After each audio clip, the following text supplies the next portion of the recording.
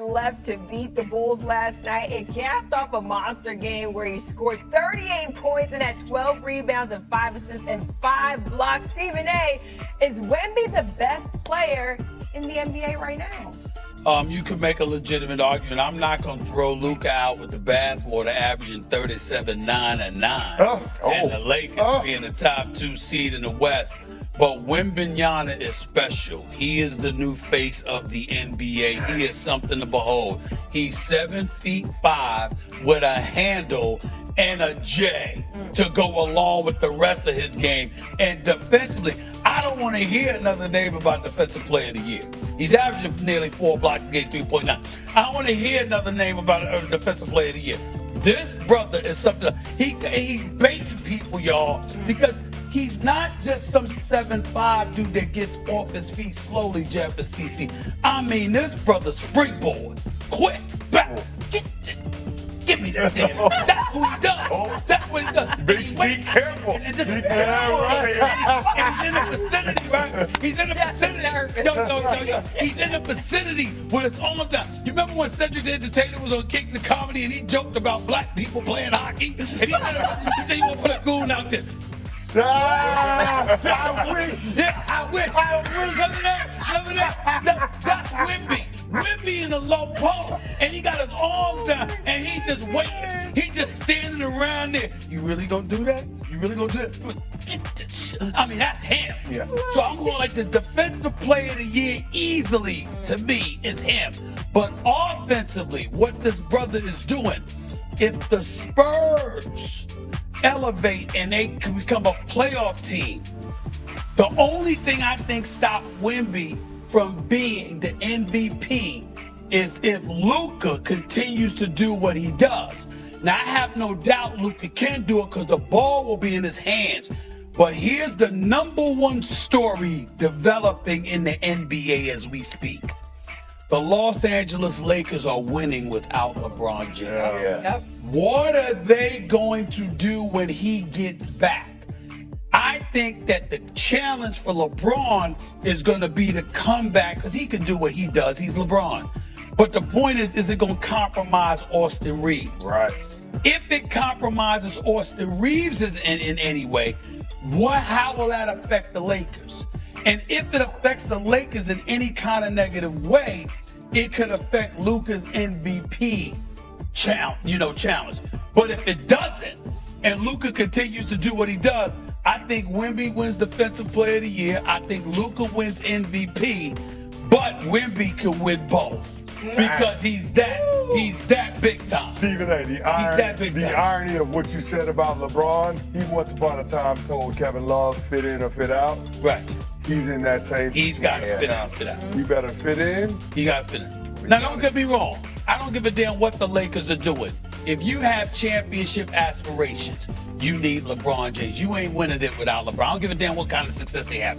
LeBron James is LeBron James. You need him to win to get it done. But how you play matters. Yes. And he is going to affect Austin Reeves. Yeah, it'll be interesting to hear how it plays out in the West. All right, coming up next, Shams joined over the game in the fourth. 38, 12, 5, and Steph Castle, my man, you guys end this game on a 30-13 run. How did you do it? How did you get this thing done? Yeah, I mean, we weren't too happy with how our defense was playing the first 3 quarters, and I feel like our guys really came. I mean, regardless of what the coaches said, I feel like the message is more important from us. So our guys came together in the fourth quarter and knew we had to clamp down on defense if we wanted to win. What was said to you guys about your defense at halftime, and what was the difference in that fourth quarter for you guys to tighten up the ship and make it difficult on the Bulls? Yeah, just knowing what our standard is, knowing it wasn't good enough. I mean, we've seen it multiple times, knowing how we can defend guys. So I feel like we were giving them too many open looks, too many easy buckets, and once we clamped down on that, didn't really give up any easy buckets. We made it easy on ourselves. Talk about the Bulls movement and why it was so difficult for you guys. Was it just focus, or was it the Bulls that, with their style of offense, that was giving you guys problems on the defensive end? It might have been a little bit of both. I mean, the way they play, they don't have specifically a guy that just, has the ball majority of the game. So everybody touches it, everybody can touch the paint. So everybody has to stay focused in those ways. And I feel like once we locked down on that, I mean, we knew that coming into the game, and the first 3 quarters we didn't really execute on it, but fourth quarter I think we did a good job. Yeah, no question. I want you to be a sportscaster and break down some of these highlights. What are you seeing when you're doing this stuff, man? Just trying to be patient. I mean, just with the guys that we have, I know I draw a lot of attention just touching the paint, so just trying to create advantages whatever way I can, and especially in the pick and roll with our guys, just being able to find Well, talk about your connection with Luke Cornett. I don't know how many lobs he threw to him tonight. Looks like you guys are in sync on that high screen and roll. It's a weak side defender, where the help guy doesn't step up. There you go all the way to the basket. If the guy steps up, you're throwing the ball over the top.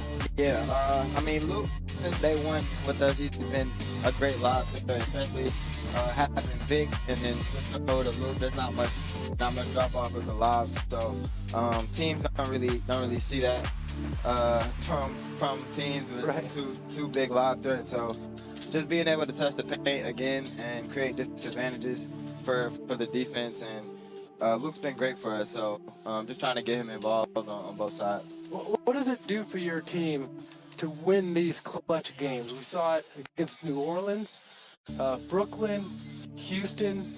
There may be another one that I'm forgetting now, and then tonight, where really when the game's on the line, you guys are getting stops, you're stepping up and making free throws, and you're getting clutch baskets. Yeah, I feel like we always had supreme confidence in each other, but when we're down and things aren't going our way, when we can come back and finish games like that, I feel like it boosts that even a lot more. So just getting that much more experience is only going to help us throughout the season. Absolutely. 37 assists, just 8 turnovers your last 3 games. Mitch said you're hitting singles. He used a baseball analogy. You're just making it simple out there. Yeah, just trying to make the game more simple. I mean, like I said before, I feel like teams kind of see. Trey played well. He did. And the Spurs win. So, win-win. Well, it's a win-win, yeah. I mean, hats off to Trey Jones. Yeah. He was trying to get a win against his former team and really played an exceptional ball game. I can't remember what his numbers were. I think 7 assists, 7 rebounds, 22, if I'm not mistaken. And so hats off to Trey Jones and just, bringing the competitiveness, the competitive nature that he possesses to the game. He wanted to beat his former team. It didn't turn out the way he wanted because our guys clamped down, like Steph said, in that fourth quarter, and Victor Wembanyama took